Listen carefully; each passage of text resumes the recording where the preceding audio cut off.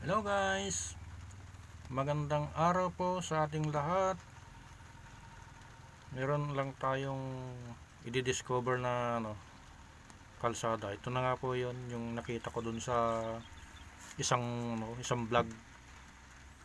Sabi maganda na daw dito, yung tapos na yung kalsada.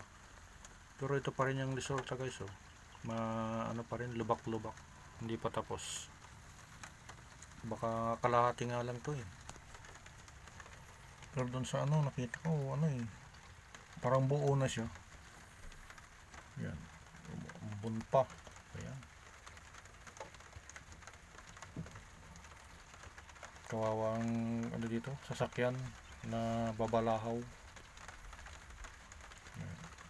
Diretso lang natin, bye-bye natin tong na to, lubak na to, maputik.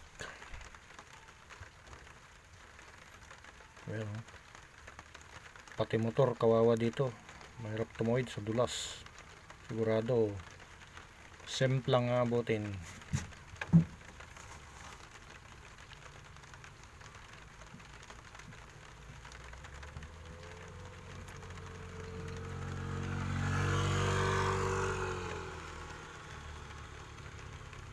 Yan, malapit na, nakikita ko na yung mga poste ng ilaw.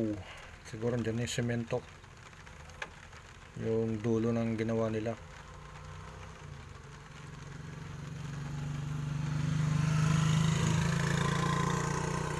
Ito na siguro yun. Ayan, malapit na tayo. Siya na nga guys, may semento na sa may bandang unahan. Ito may mga poste ng ilaw. Baka ito yung solar ba to?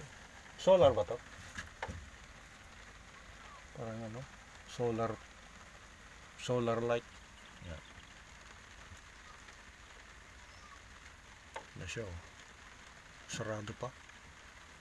Sarado pa sa publiko. Hindi pa siya pwedeng daanan ng kung ng mga sakyan lamang. Pag kayo naligaw dito, sigurado balaho ubutin mo dito.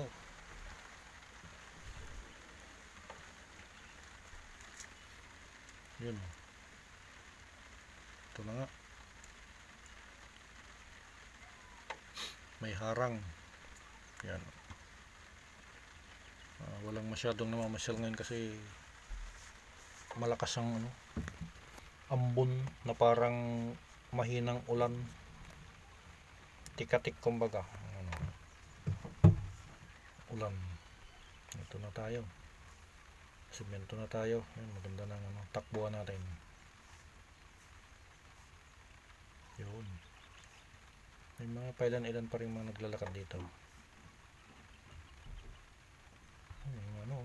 May aso pa rin, delikado yun sa mga nakamotor.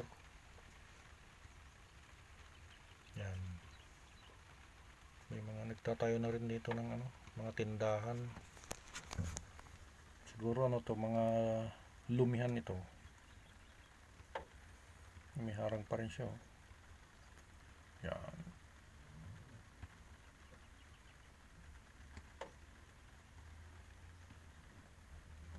dumadaan pa rin dito pa isa-isa mga motor. Siguro mga pang off-road ang gulong ng mga motor na to. Yung kambing, ang sarap niya sa kaldereta saka papaitan. Dito na tayo sa San Juan. Ito nga pala yung access road ng guys, yung from San Juan to Rongot, tapos tagos daw ito ng Bukal. So hanggang dito na lang guys yung aking video. Sana sa susunod na video ulit ay manood kayo. At huwag naman sanang kalimutan mag-like at mag-subscribe. Bye!